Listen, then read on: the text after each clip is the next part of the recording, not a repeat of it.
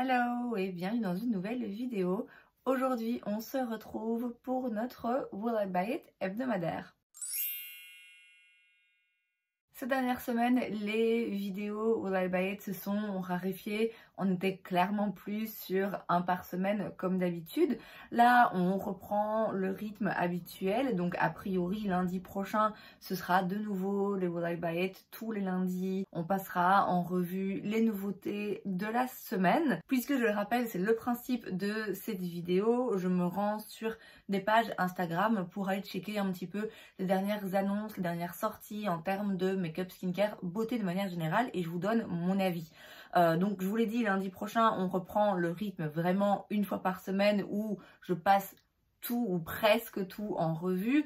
Ici, comme ça fait un moment que j'ai pas fait cette vidéo, il y a beaucoup de sorties.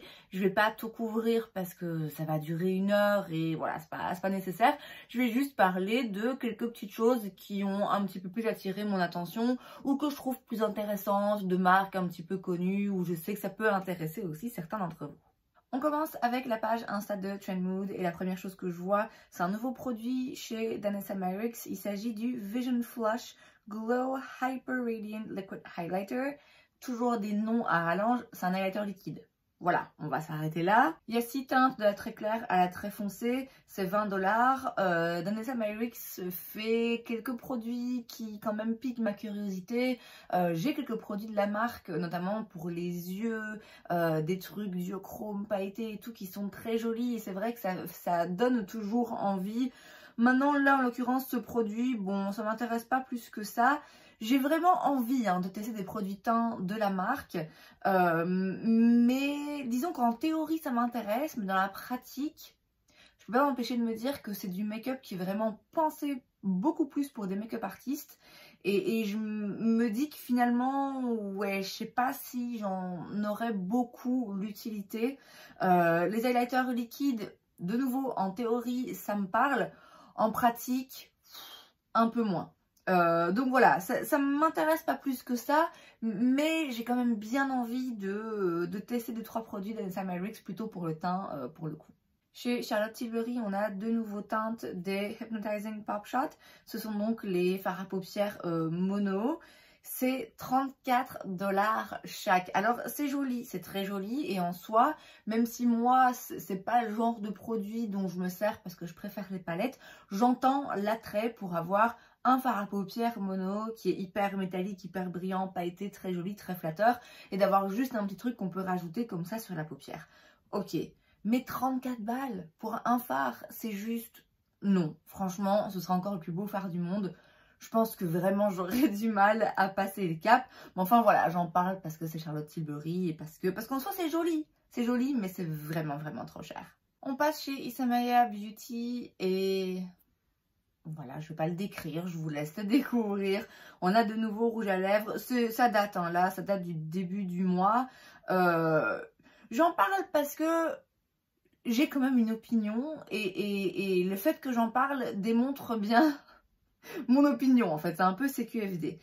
Je trouve que c'est pas utile, c'est vraiment le genre de truc qui est fait pour faire parler, juste pour faire parler de la marque et comme ça du coup ça crée un espèce de mini buzz et du coup les gens qui vivent de faire des vidéos YouTube, des revues de produits etc notamment vont aller acheter le produit pour le tester parce que c'est le produit qui fait le buzz, c'est le rouge à lèvres en forme de pénis. Très sincèrement, on s'en fout. On s'en fout complètement. Moi, je veux bien qu'on nous sorte des produits qui sont innovants, qui sont intéressants, qui sont différents. On n'a pas besoin d'un packaging qui soit différent, qui soit edgy ou regardez, nous on fait pas comme les autres. On s'en fout, on s'en fout. Et je trouve pas ça utile. Alors, ça me choque pas du tout. C'est pas ça la question.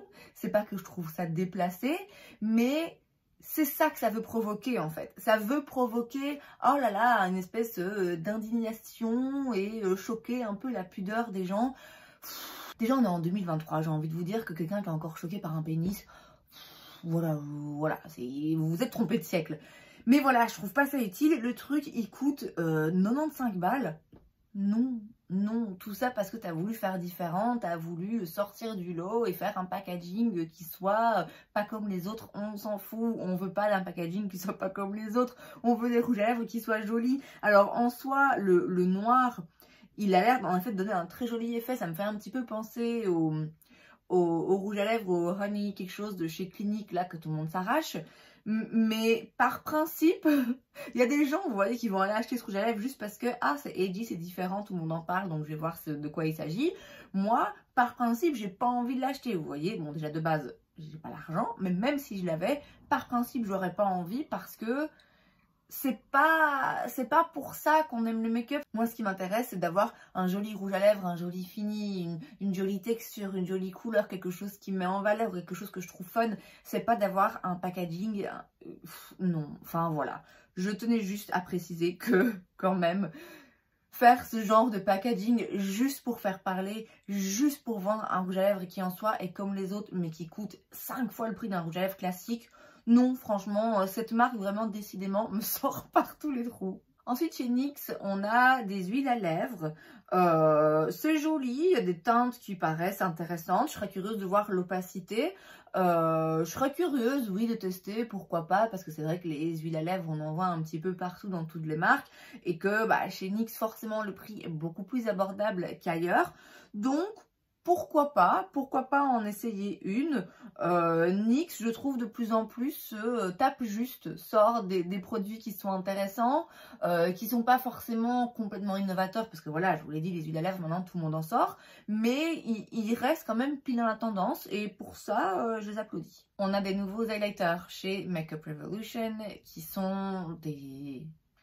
je vais pas dire des dupes, des imitations hein, des produits qu'on a aussi chez Huda, vous voyez, avec toutes les petites billes de pigments dans un espèce de baume.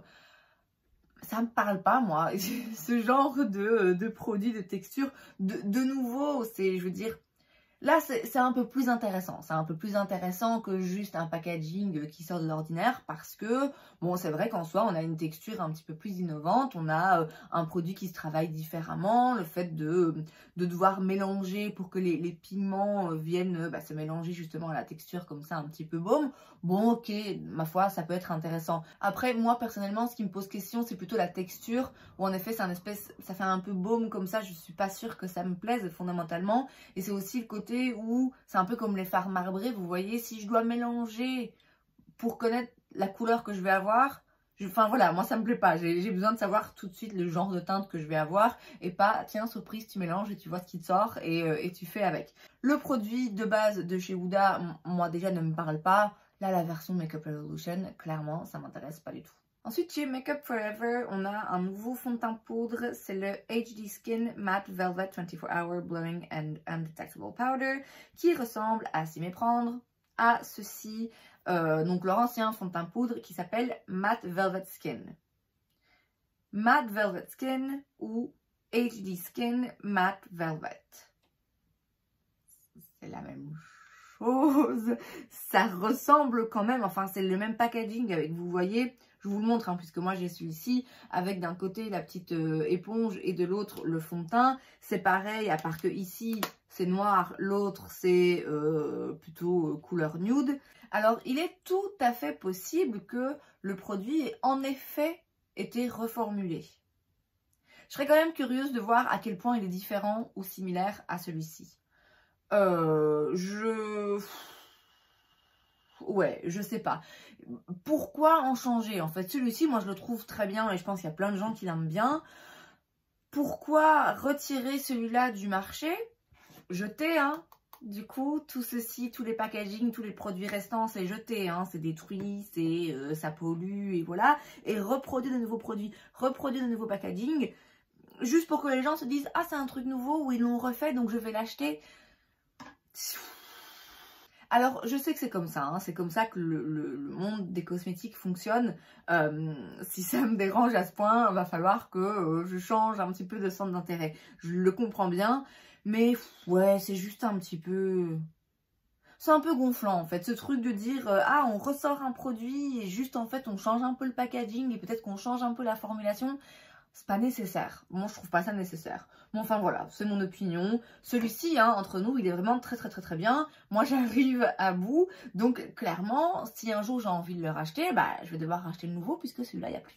On a ensuite une nouvelle palette chez Cosmic Brushes, c'est The Muse Palette avec 20 fards, 12 mat, 8 métalliques, 1 iridescent et 3 duochrome. Elle coûte 23 $, donc franchement c'est clairement raisonnable. J'ai les deux autres palettes de la marque que j'aime beaucoup. La Serenity m'avait complètement, j'avais un coup de foudre vraiment pour cette palette, pour l'harmonie de couleurs, enfin voilà. Là de nouveau, c'est une très belle harmonie de couleurs. C'est pas une harmonie, moi j'ai l'impression d'avoir déjà vu, alors c'est rien neuf sous le soleil, vous comprenez bien que toutes ces teintes d'une certaine façon existent déjà ailleurs dans d'autres palettes évidemment, mais la façon dont elles sont mises ensemble, la façon dont elles sont rangées dans la palette, la proportion métallique et mat, enfin voilà, moi cette palette elle me parle clairement. Et là, pour le coup, j'ai très envie de l'acheter, justement parce qu'elle est très différente. Et je craquerai sûrement à un moment ou à un autre. On a des nouveaux rouges à lèvres liquides mat chez Fenty. C'est les Fenty Icon Velvet Liquid Lipstick.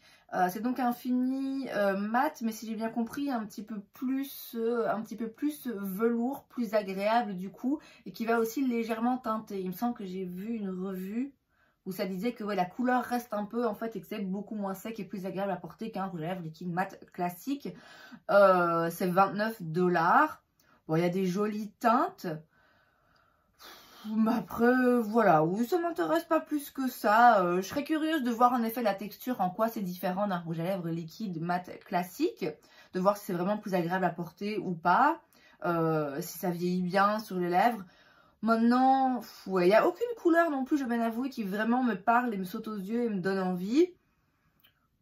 Ouais, sans plus. Alors, on a ensuite chez Huda de nouvelles petites palettes avec des fards mat uniquement. Une harmonie plutôt chaude, l'autre plutôt froide avec apparemment des fards classiques et aussi des textures un peu crème à poudre. Un petit peu comme certains fards dans les palettes Natasha Denona qui ont une texture, c'est vrai, un petit peu crémeuse comme ça. C'est intéressant de la part de la marque de sortir ce genre de palette parce que c'est vrai que ça peut plaire. C'est toujours utile d'avoir une palette avec uniquement des teintes mat assez passe-partout, je veux dire, qui peuvent s'inclure dans tous les looks et qui peuvent servir de base à beaucoup de looks. Le fait de faire une harmonie plutôt chaude, l'autre plutôt froide, c'est très malin. Moi, personnellement, ça va pas me parler parce que j'ai déjà ce genre de palette avec des fards mat uniquement qui peuvent me servir de palette d'appoint pour créer des looks quand j'utilise une palette où j'ai pas de beige, où j'ai pas de fard de transition, où j'ai pas de noir, etc. Donc, moi, personnellement, ça me parle pas, mais c'est intéressant. Et c'est clairement utile. Et oui, ça manque à la marque, donc pourquoi pas. On a ensuite un nouveau fond de teint chez Laura Mercier, c'est le Real Flawless Weightless Perfecting Foundation. Je pense que c'est ce qui est censé remplacer le Flawless Fusion Ultra Longwear Foundation que je porte d'ailleurs aujourd'hui, qui est un fond de teint que j'aime vraiment beaucoup. Et il me semble qu'il y a un autre fond de teint chez Laura Mercier, donc le même, mais en version plutôt hydratante. Pareil, ils l'ont ressorti ou ils vont le ressortir, enfin voilà, je pense qu'en gros ils changent un petit peu toute leur gamme, ils ressortent tout leur fond de teint. De nouveau, est-ce bien nécessaire ou pas, j'en sais rien. Donc ici il s'agit d'un fond de teint weightless, donc léger, fin en texture, avec une couvrance moyenne qui peut se construire, un fini naturel, waterproof, il tient 12 heures, enfin voilà, ça parle pas du fini, je sais pas si c'est plutôt mat ou plutôt brillant. Moi j'avais en tête que c'était quelque chose d'un peu plus mat, un petit peu comme celui que je viens de vous montrer. De nouveau, hein, quand le fait de refaire comme ça un produit, même si là ça a l'air quand même d'être différent, il me semble que la description n'est pas exactement la même. Pourquoi se débarrasser d'un produit qui fonctionne pour en refaire un autre derrière? Voilà, maintenant peut-être qu'en effet ce fond de teint est 1000 fois mieux et peut-être qu'un jour je vais l'acheter et que je vais trouver qu'il est absolument incroyable, mais c'est vrai que pour le moment je suis un peu déçue que ce fond de teint du coup se trouve plus parce que c'est un très bon produit je trouve. Chez Benefit, la gamme Professional s'étend au skincare.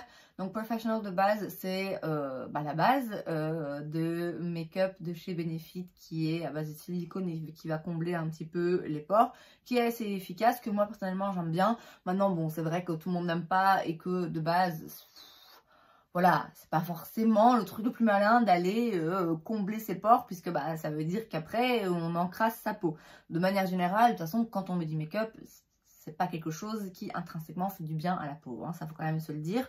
Donc voilà, le fait qu'ils sortent des produits skincare justement pour bien démaquiller, bien nettoyer, des masques pour aller bien purifier et nettoyer les pores et tout. Voilà, c'est pourquoi pas. Maintenant, je vais bien avouer que moi, personnellement, mais c'est très personnel, une marque comme ça qui est très niche make-up et qui fait du soin, non.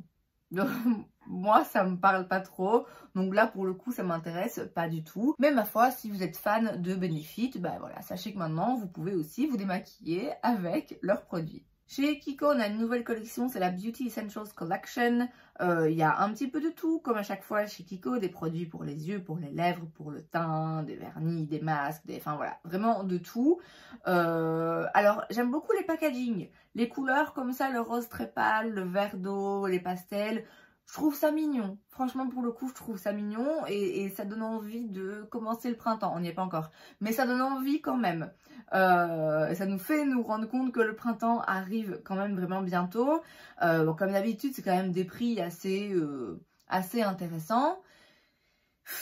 Kiko j'arrive pas, j'ai vraiment du mal à me mettre dedans, mais là je dois bien avouer qu'il y a 2-3 petits produits que je trouve jolis. Il y a des petites palettes qui ont l'air pas mal, qui ont l'air d'avoir des fards assez intéressants. Il y a aussi des petits fards empilés comme ça, où je suppose que c'est des produits, soit pour les yeux, soit pour les joues, qui ressemblent un petit peu aux produits de chez Kaja, qui, oui, pourquoi pas. Maintenant, est-ce que je sauterai le pas? Je sais pas, mais je dois dire que pour une fois, il y a quand même quelques produits qui me parlent un peu et que je trouve jolis et qui donnent envie. Chez MAC, on a une nouvelle collaboration avec Richard Quinn. Je ne sais pas qui c'est, désolée. Pareil, vous avez des produits pour le teint, des produits lèvres, une palette de fard à paupières. Je reconnais le nom de certaines teintes de rouge à lèvres, donc je pense que pour la plupart, ce sont des produits préexistants, simplement repackagés pour la collaboration. Maintenant, il est possible qu'il y ait quelques petites nouveautés. Très sincèrement, voilà, de toute façon, le packaging ne me parle pas. Il n'y a rien là qui m'attire particulièrement. Et de nouveau, je m'interroge sur la nécessité de sortir des produits qui existent déjà, juste avec un packaging différent. Je sais que c'est un truc que plein de marques font. Moi j'ai du mal, vraiment j'ai du mal à comprendre la nécessité, l'utilité, en quoi c'est intéressant. Chez Guerlain, on a un nouveau fond de teint, c'est le fond de teint Terracotta Le Teint. Alors apparemment, ça apporte la perfection d'un fond de teint et la légèreté et la radiance d'une poudre. Dieu sait ce que ça veut dire. C'est longue tenue, sans transfert, une texture légère, une formule aérienne, une couvrance médium à forte. Je sais qu'ils avaient avant un fond de teint, c'était l'essentiel je pense, mais il me semble que c'était pas forcément une haute couvrance, je sais plus. Guerlain, je peux pas dire que ce soit une marque qui me parle particulièrement, à part pour les terracotta qui, c'est vrai, sont très belles, encore que ça dépend lesquelles, parce que c'est quand même très orangé et très chaud. Et alors il y avait une base L'Or de Guerlain, mon Dieu, qui était absolument splendide, que j'ai vidé, mais qui coûtait un rein.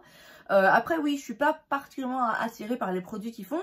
Là, je suis un peu curieuse. Déjà, de par le packaging qui a l'air un petit peu plus moderne, un petit peu plus neuf que seraient les produits Guerlain. Moi, ça me fait toujours un petit peu penser à une femme d'âge mûr. Là, c'est intéressant le fait que ce soit une couvrance médium à forte. Moi, clairement, ça me parle. Bon, après, ça va sûrement pas être donné et j'ai pas envie de dépenser 50 balles pour un fond de teint, mais je serais curieuse de voir un petit peu ce que ça donne.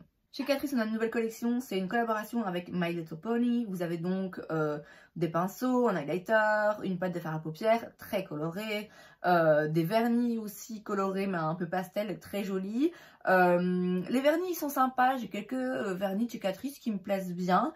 La palette, bon voilà, c'est joli, c'est coloré, mais bon moi ce genre de palette j'en ai déjà donc j'en aurais pas besoin. Maintenant voilà, Catrice c'est toujours intéressant parce que bon clairement c'est pas cher.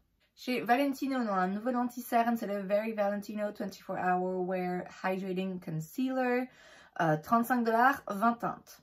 Alors, personnellement, le make-up Valentino ne m'a jamais intéressée. Je sais même pas où ça se vend, très franchement. Je me rappelle quand ils avaient lancé leur première collection, ils avaient commencé leur gamme de maquillage.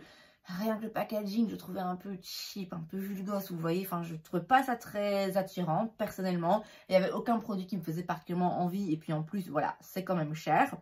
Alors là, les 20 teintes, les gars, c'est pas possible. C'est pas possible parce que je vous mets là une photo des 20 teintes swatchées sur des bras. Ouais, c'est quand même... c'est pas ouf, je trouve, en termes de diversité de teintes. Non, là je suis pas d'accord. Ça m'étonne pas, très sincèrement, de ce genre de marque.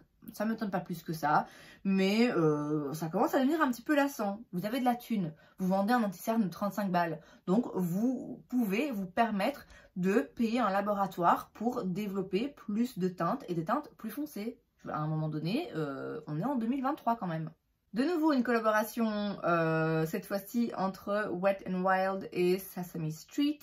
De nouveau un petit peu de tout, hein. Donc palette de fard à paupières, une trousse de maquillage, des sticks, des éponges, des palettes pour le teint, des produits pour les lèvres, du gel avec des paillettes, enfin vraiment de tout et de rien. Toujours avec un packaging, voilà, dans le thème de la collection, dessin animé, machin. Voilà, moi vous savez que c'est vraiment pas le genre de collection qui me parle. Après, au Tmall, ils font des produits qui sont sympas. Donc ma foi, voilà, s'il y a un blush d'une jolie couleur, peu importe que ce soit avec un packaging Elmo ou un packaging classique, hein, ça peut s'avérer intéressant. Mais ça ne m'attire pas plus que ça de prime abord. Il y a un nouveau produit chez Tatcha, c'est le Silk Serum. C'est donc un sérum pour lisser les rides et ridules. Tatcha, c'est cher. Là, j'ai pas le prix sous les yeux. C'est cher, mais je comprends pas comment ça se fait que c'est pas encore disponible par chez nous. Parce que ça fait un moment quand même que cette marque est connue, que cette marque est très appréciée. Il y a quand même quelques produits de la marque vraiment phares. Ouais, je comprends pas ce qui se passe. Pourquoi c'est pas en vente chez Sephora par exemple. Voilà pourquoi ils nous sortent Rem Beauty. Enfin, à un moment donné, Tatcha les gars, Tatcha, c'est là. En plus, c'est une marque luxe. C'est une marque à prix loin d'être abordable. Donc je trouve que ça aurait sa place. Mais bon voilà. C'est mieux, hein, c'est mieux pour tout le monde parce que du coup on n'est pas tenté d'aller acheter les produits. Mais c'est vrai que je comprends pas pourquoi c'est pas plus facilement accessible dans nos pays. Chez Tarte, on a un nouveau produit dans la gamme Shape Tape. Cette fois-ci, ce sont les correcteurs de teint. Alors évidemment, hein, comme c'est toujours le cas avec les marques, quand ils ont un produit, une gamme de produits qui fonctionnent, un nom sur un produit qui fonctionne, qui cartonne, je veux dire, le Shape Tape, c'est quand même un des anti-cernes les plus connus sur le marché. Moi, c'est celui que j'utilise quasiment tous les jours, c'est mon anti-cerne préféré. Il plaît pas à tout le monde, moi, il me plaît beaucoup. Et donc forcément, quand ils ont un nom comme ça qui marche et qui a marqué les esprits, ils vont le sortir à toutes les sauces.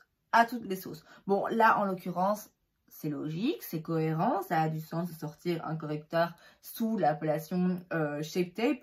Moi, ça me parle pas, parce que les correcteurs couleurs comme ça a évidemment une utilité, mais faut savoir bien les utiliser, et je pense que quand même, généralement, le grand public, et je m'inclus dedans, hein, c'est pas forcément s'en servir, c'est pas forcément utile pour tout le monde.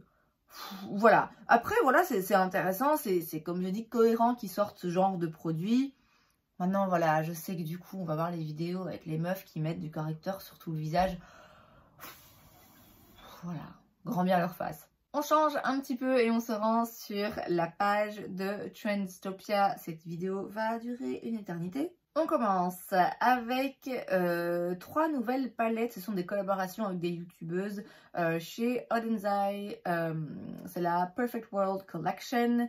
Il y en a une, et je pense que c'est celle d'ailleurs que ma copine Sandrine s'est commandée. Il y en a une, la verte, qui est très jolie. C'est vraiment une jolie harmonie de couleurs, de très jolies teintes.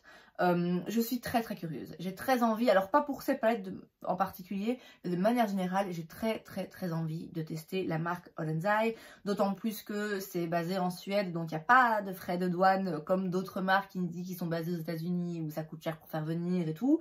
Donc je suis vraiment curieuse. Et de manière générale, c'est vrai que j'ai envie d'explorer un petit peu les marques indie comme ça qui se vendent pas forcément chez Sephora, dans les grandes enseignes, chez Beauty Bay, etc. Les marques qui restent un petit peu moins conventionnelles, moins grand public et qui sont plus connues des passionnés, vous voyez. Donc c'est vrai que je suis curieuse, je voudrais beaucoup tester la marque, sans doute pas tout de suite, sans doute pas pour ces palettes en particulier, hein, comme je l'ai dit, mais sans doute que bientôt, dans les mois qui arrivent, je craquerai et quand même je testerai l'un ou deux produits de la marque. Chez NYX, on a des nouveaux produits, on a un Face Freezy, donc une crème rafraîchissante, hein, hydratante, primer j'imagine, et des patchs pour le dessous des yeux. Oui, pourquoi pas, je sais pas d'où ça sort. Est-ce qu'ils ont déjà fait des produits un peu soins comme ça? Je sais plus. Moi, ça me parle pas particulièrement, c'est pas quelque chose que j'ai envie d'acheter. Mais oui, pourquoi pas, ça a l'air fun. Ça a l'air, oui, d'être un truc qui va bien rafraîchir. Bon, ça peut être sympa. Chez Essence, on a une palette pour le teint. C'est une palette avec blush et highlighter. C'est la Peachy Blossom. Il y a donc 5 teintes à l'intérieur et ça coûte 5,99 €. Donc, autant vous dire que ça vaut le coup, quoi qu'il arrive. Non, je les ai plus. J'avais des blushs de chez Essence qui sont vraiment très bien. Franchement, il n'y a rien de négatif à dire sur ces blushs.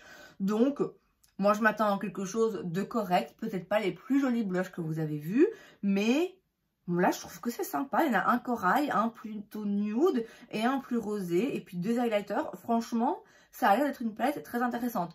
Je dois bien avouer que les palettes pour le teint, je devrais pas parce que j'en ai déjà quelques-unes et je pense pas à les utiliser. Mais ça, pour le coup, bon, 6 €, on fera pas moins cher. Et enfin, chez Profusion, on a la collection Empowered Butterfly, où vous avez de nouveau un petit peu de tout, des produits pour les lèvres, pour le teint, pour les yeux, des faux cils, voilà. Il y a des liners colorés, ça c'est sympa, j'en ai déjà donc j'en ai pas besoin, mais c'est sympa quand même. Tout est très bon marché, les blushs ont l'air bien intenses, la palette est sympa. La palette elle est jolie. Bon, c'est une palette très colorée en soi qui peut ressembler à plein d'autres palettes. Là, bon, c'est 14 $, donc c'est quand même pas grand chose. Mais surtout, il y a quelques teintes dedans qui m'ont l'air intéressantes. Il me semble que la marque est disponible chez Di en Belgique, mais peut-être pas dans tous les Di. À voir, pourquoi pas, vu le prix, ma foi. Je connais pas du tout leur qualité, mais pourquoi pas, ça peut être fun, ça peut changer un petit peu. Si je trouve, peut-être que je testerai. Et c'est donc tout pour cette vidéo, j'espère que ça vous a plu. Si c'est le cas, n'hésitez pas à laisser un like. Vous pouvez aussi vous abonner à ma chaîne parce que c'est gratuit, donc pourquoi pas. Et moi, je vous vois la prochaine fois. Bye!